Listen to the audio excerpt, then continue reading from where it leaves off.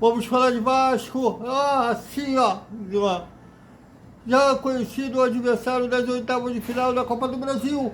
Tem também já conhecido até o adversário caso o Vasco passe da repescagem na Copa Sul-Americana. Tem também o Carlos Amadeu já dizendo da rescisão de contrato, ele está negociando a rescisão de contrato de Dimitri Payet. Prometeram reforços para a janela longa do meio do ano e não tão longa assim, mas prazo maior do que essa que abriu hoje. E também sobre Lipe Coutinho e Léo Jardim. Tudo isso após a vinheta.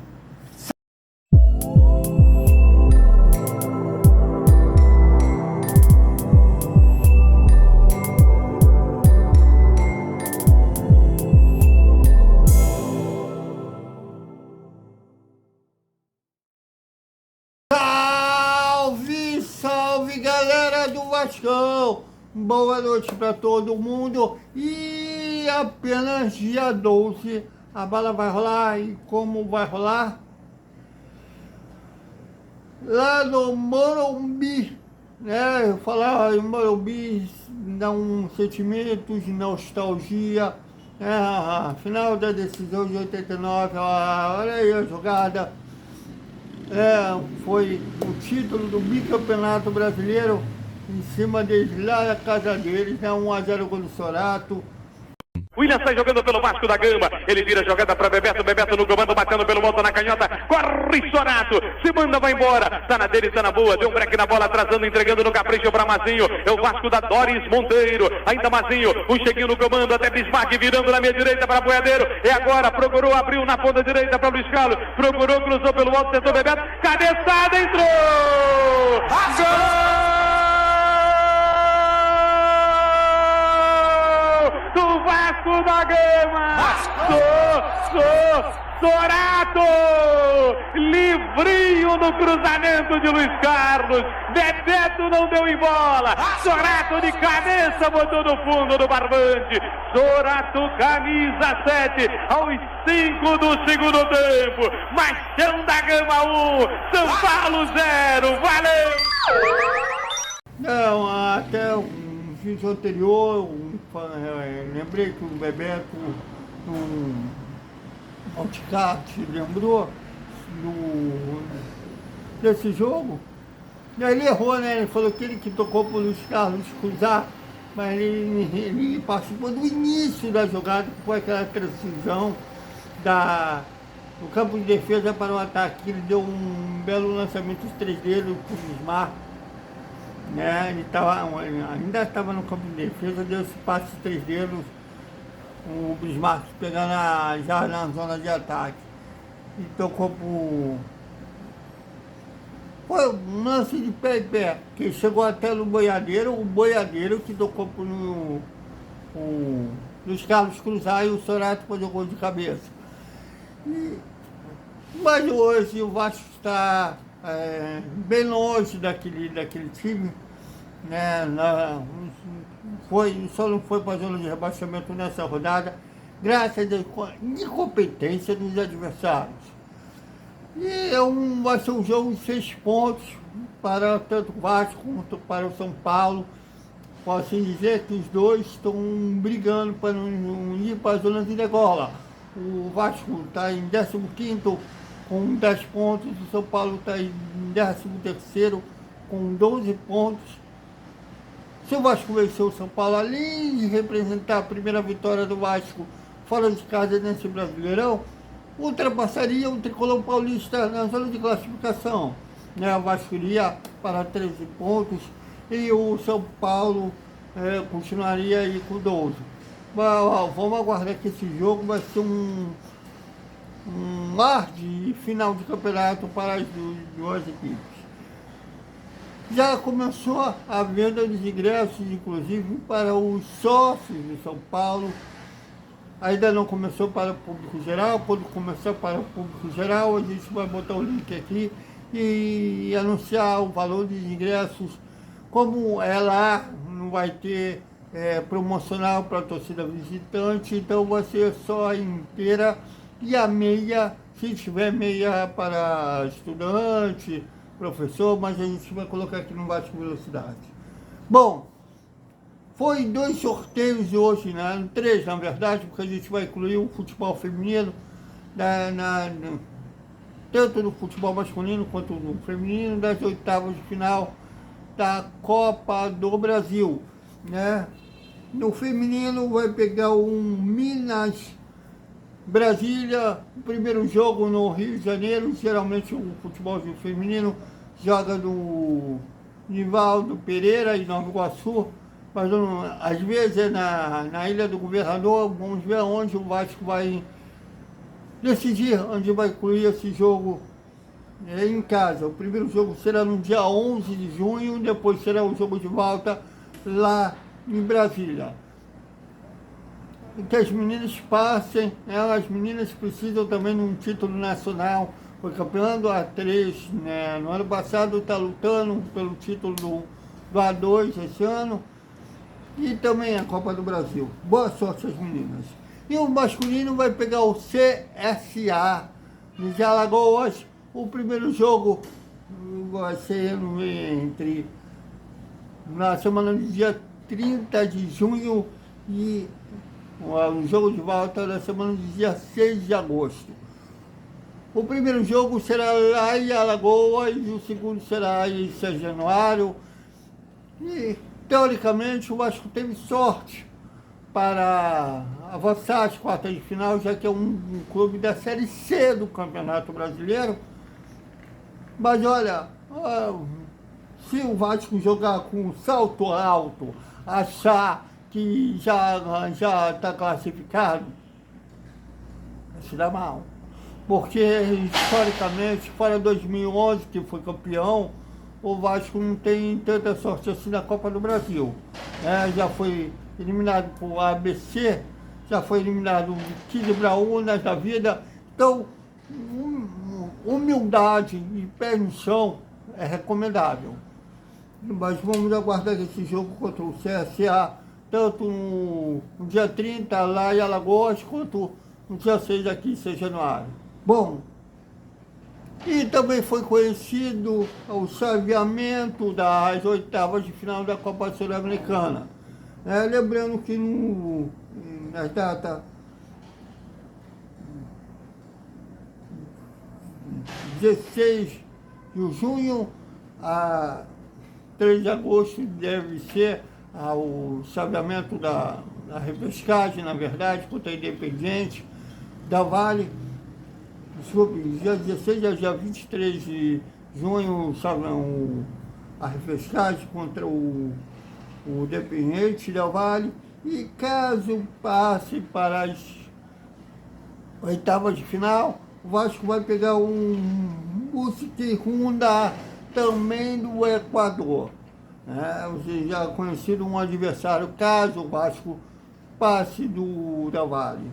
Bom, e hoje, lá na sede da CBF, o Carlos Amadeu representou o Vasco no sorteio, tanto do futebol feminino quanto do masculino, da Copa do Brasil. E depois do chaveamento resolvido, ele falou com a imprensa e o Carlos Amadeu revelou que o Vasco já está negociando a rescisão de contrato do Dimitri Payet. Veja. E sobre o Payet, como eu já disse anteriormente, nós já estamos em contato com os seus representantes com o objetivo de nós negociarmos um término antecipado do contrato do Payet. O contrato dele vence no dia 31 de 7. Ele, nesse momento, está liberado, está lá na França, a pedido do próprio atleta. Deverá retornar para o Brasil nos próximos dias, mas nós teremos aí 30 dias sem competições e depois mais 15 dias até vencer o contrato dele. Então nos parece absolutamente razoável que a gente negocie com o staff do atleta um término antecipado do seu contrato, de forma acordada, de forma ajustada entre as partes, por todo o respeito que nós temos por este atleta, não só no mercado mundial, mas também pela sua passagem aqui no Vasco. Com relação ao Felipe Coutinho, é um atleta que o Fernando Diniz já disse que conta com ele, nós contamos com o atleta, o contrato dele vence no final final desse mês. Existem questões que precisam ser tratadas do atleta para com o seu clube de origem, né, com o Aston Villa. A gente aguarda um direcionamento sobre isso, para que aí nós possamos aprofundar o diálogo com os representantes do jogador, de modo a estender o contrato dele e definir até por que período nós podemos estender o contrato dele. Porque para a gente definir isso, a gente precisa ter a clareza quanto à definição do que acontece com o seu clube de origem. Qual foi a tua primeira pergunta mesmo? Também falou sobre o mercado da bola, já abriu o mercado interno, né, nesse mercado curto, e depois no mercado, entre aspas, novo, que será o mercado quando o campeonato estiver parado, o Mundial, a Copa do Mundo de Clubes. E ele falou que o Vasco já tem reforços em mente, veja. Bom, o que eu posso te dizer sobre essa tua pergunta é que nós já temos sim a clareza das nossas necessidades para essa janela. Eu não vou me prender a falar quantidade de atletas, até porque eu vou ficar refém desse montante. Se eu disser 1, 2, 3, vocês depois vão me cobrar. A gente já tem a clareza daquilo que a gente está buscando, das posições que a gente tem necessidade, e o nosso departamento de scout já está fazendo todo o mapeamento. A gente já tem algumas consultas iniciais para que a gente possa, no momento oportuno, conseguir concluir as negociações ou trabalhar para concluir as negociações e reforçar o nosso elenco para essa segunda parte da competição, até porque a nossa posição hoje na tabela de classificação do Campeonato Brasileiro é bastante desconfortável e a gente precisa qualificar o elenco para que a gente saia o mais rápido possível dessa posição desconfortável na competição. Bom, quem está tratando no mercado é o Felipe e o Amadeu. Amadeu é o cara que rebaixou o Curitiba. Medo, mas eu já esqueci que a gente não pode questionar o enviado, os Deus enviado de Deus está chefiando. Está brincando de chefe da delegação da seleção brasileira nas eliminatórias da Copa do Mundo, na quinta-feira tem um jogo contra o Equador e no final de semana contra a Colômbia. Ele está chefiando a delegação e por isso que o Amadeu foi lá representar o Vasco na CBF. Bom, espero que eles calem a minha boca e acertem um alvo, até porque vão ter que compensar a perda do Paé. O Thiago Vasco o Paé estava numa fase. Eu acho que o Diniz ele daria a liga. O Diniz ele daria, mas que jogador que nunca atravessou uma má fase na vida. O Roberto, o maior de todos, atravessou. Teve um jogo contra o Fluminense que ele perdeu mais um pênalti da mesma partida. O Romário já atravessou uma fase. Todos têm período de má fase, mas acho que até peguei uma entrevista que o ex-treinador, o Maurício Barbieri, fez com o André, até recomendo que vocês vejam, ele falando no período dele no Vasco, ele falando que é um clube que já perdeu a paciência, é uma verdade.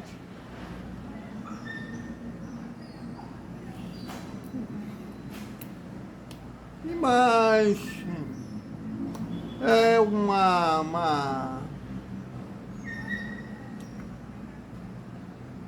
isso já é uma moda operante, porque isso aí é já com atletas que vindo da 7-7. Paé, outros também. Vamos aguardar se eles pelo menos compensem a altura, recomponham a altura. Bom, e o Mita Rodrigues foi convocado para a seleção uruguaia nos jogos das eliminatórias. Agora o Uruguai vai pegar a Colômbia e a Venezuela nos jogos das eliminatórias. O Uruguai é o segundo colocado das eliminatórias, está pertinho de carimbar o passaporte para a Copa do Mundo do ano que vem nos Estados Unidos, México e Canadá. E uma valorização no ativo que não é titular absoluto. Fica mais no banco de reserva, o titular da lateral direita ter sido o Paulo Henrique. Então, mas é uma boa notícia em um ativo aí sendo valorizado. E para encerrar nosso boa noite, o Carlos Amadeu falou lá também na CBF, dando aí uma certa esperança, um otimismo na renovação do contrato do Felipe Coutinho e do Léo Jardim. Bom, acho um acerto, uma renovação dos dois jogadores. Eu nunca tive problema com o Felipe Coutinho, só acho que foi dois pesos e duas medidas em relação ao Paé. O Paé mostrava ter paciência, boa paciência e santo com o Felipe Coutinho. O Felipe Coutinho nunca chamou a responsabilidade de jogo para si. A última vez que eu vi um jogador chamando a responsabilidade para si foi contra o Bahia ano passado, que foi o francês.